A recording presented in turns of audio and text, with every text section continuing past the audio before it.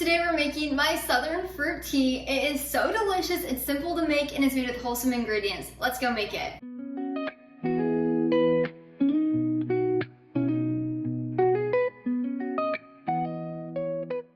This fruit tea is perfect for summer, spring. It's really perfect during winter too, but summer and spring are really excellent. It's refreshing, it's full of orange juice and pineapple juice, a little bit of lemon juice, and then sweet tea.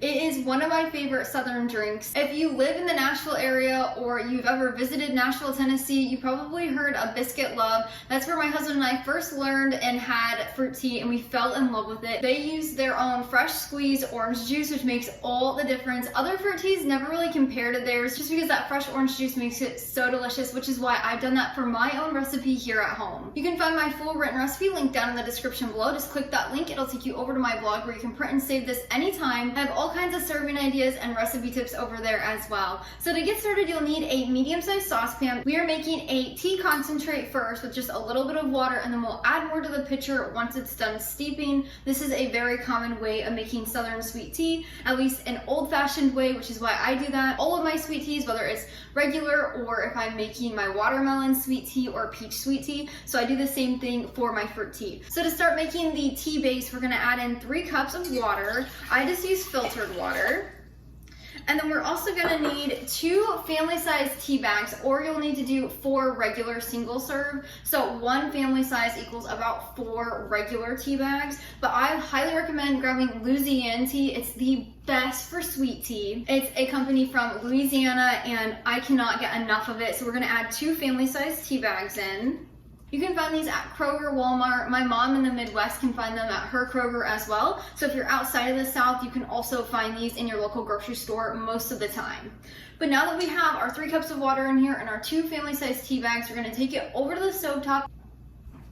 So we have this pot heating over a high heat. We're gonna let this warm. You do not wanna let it fully, completely boil. You just wanna make sure it's right before, so you'll start hearing a little bit of a noise. I always recommend taking the ends of your tea bags, the tags right here, and wrapping them around. I've had so many times where the little tags get on the burner and you do not want them to catch on fire. So just wrap them around there when you're not steeping.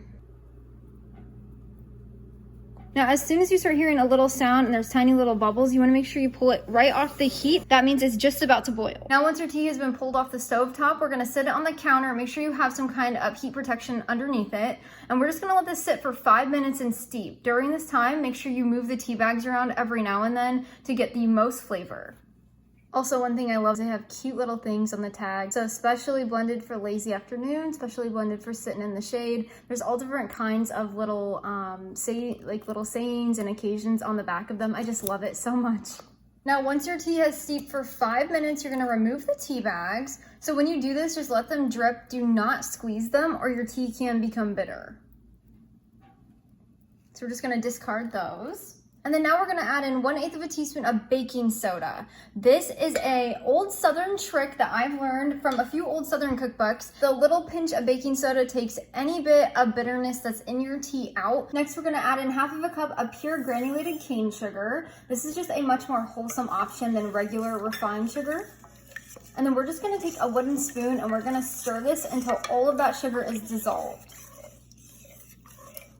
Now that we have our sweet tea concentrate made, we're gonna pour it into our pitcher. So you can use any kind of pitcher. I'll leave the one I use down in the description below. It is just a really inexpensive, I think it was $20 on Amazon, but I love it. It's pure borosilicate glass, which means you can add cold and hot liquids to it. So make sure you're using a glass that's not gonna break when you put hot and cold things in here. So we're just gonna add this in. I always like to add a little towel underneath to help protect the countertop if it's still a little too warm.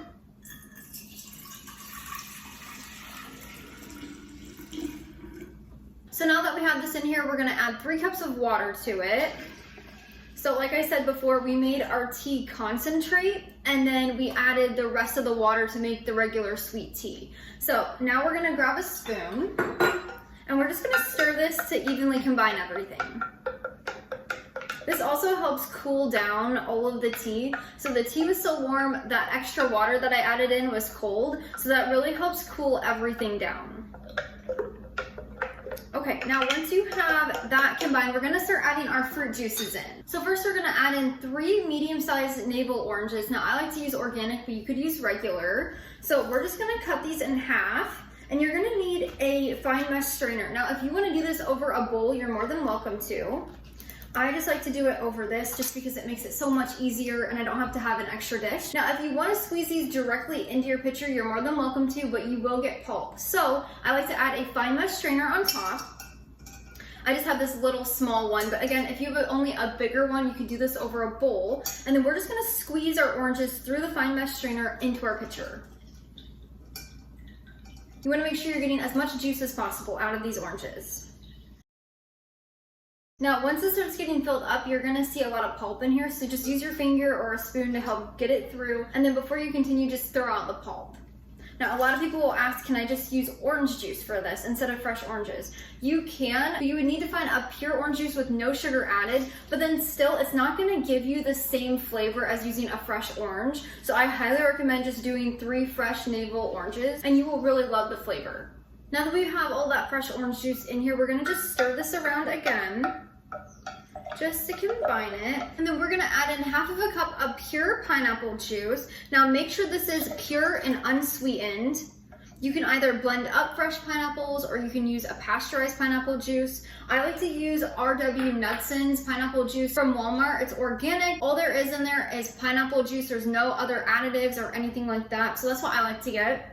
And then I'm also gonna add in 3 tablespoons of lemon juice. You can do fresh lemon juice or pure lemon juice. Either one works. Just make sure it's pure and there's no sugar added.